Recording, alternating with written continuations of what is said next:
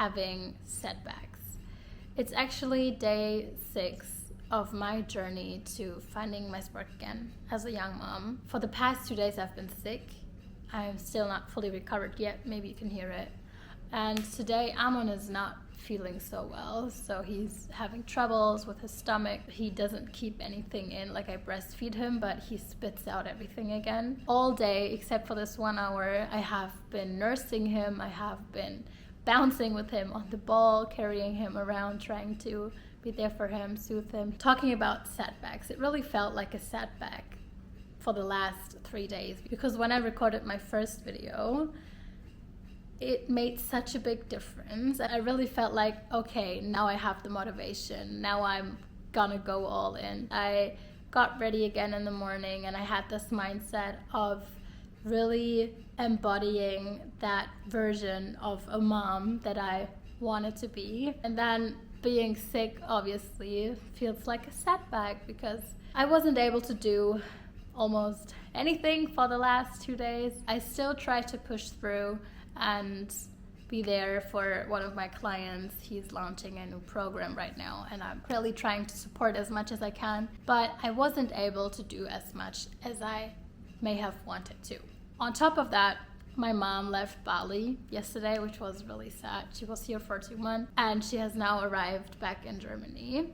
The interesting thing though is that the weeks before, I have always had like one day where I was feeling a bit sick or I had clogged ducts. I was always feeling this frustration at a certain point of the day when I had to be there for Amon the entire time when he needed me. Not because I don't like to be a mom, not because I don't love my son, but just because it takes so much. It takes so much of you physically and mentally to just be there all the time. And today I didn't feel that. And that's really interesting to me. Today I feel really purposeful. I feel really happy with, well, not being able to do a lot.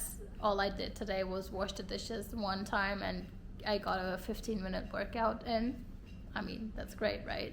But I feel purposeful. I feel really happy. I feel okay, and I'm so grateful that I can be there for him the entire day, that I can be at home and work from home. One thing I really try to remind myself when having setbacks, and this is not only for you if you're a mom, but just in general about setbacks. My partner and I, we always talk about being a victim or a creator. What we do a lot of the times is that, let's say you defined a new goal and let's say you found the motivation to start, and it was, the first weeks, the first days were really amazing. Maybe you wanted to implement new routines or whatever it is. And then one day you're sick or something doesn't go as planned or an incident happens or you just lack of motivation and you fall back into old habits again. And then we feel this setback, and then we might feel frustrated because of that setback. But what then happens, and what we don't want to happen, is falling into that victim role. You can always, in any situation, decide if you want to be the victim of your circumstances or if you want to be the creator. And I know that sometimes you just want to be the victim. Sometimes we just want to cry it out. Sometimes we just want to, give in and indulge in that and complain, and that's okay. You can do that. And actually it is totally okay and sometimes really needed to do that. But be really careful how often you do this, and be really careful when you want to do it. I have had those situations, and I have had the time to play the victim, and I have had the time to complain.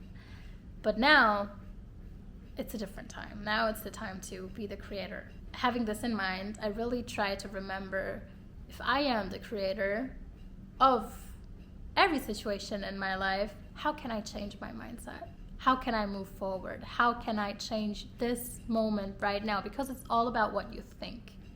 Your feelings are actually created by your thoughts. One thing that really helps me to be that creator, and actually a friend of mine reminded me of it today, that is my tattoo. Might sound a bit weird, but I only have one tattoo, and it's this one on my arm. It says I am her, and what I mean by that is that I can be her, meaning my ultimate self, my future self, at any time. Obviously, I am not her yet, right? I am not embodying her yet. I am still on the journey of finding her, and the whole picture of her will also change, maybe every day, maybe from week to week, maybe monthly, because you develop yourself, and just how you set your goals higher once you've reached a goal, you will always adjust that picture of your ultimate version when being on that journey, when following that path. But that's not important. What is important is knowing that I can be her right now if I wanted to.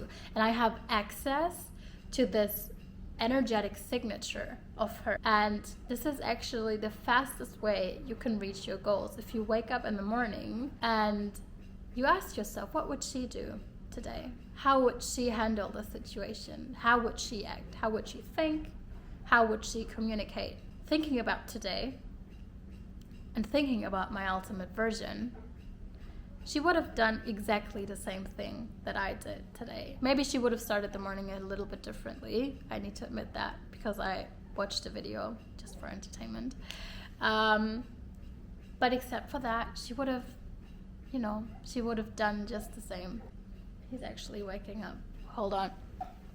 So yeah, she would have been there for her son just like I did today, and I'm still doing.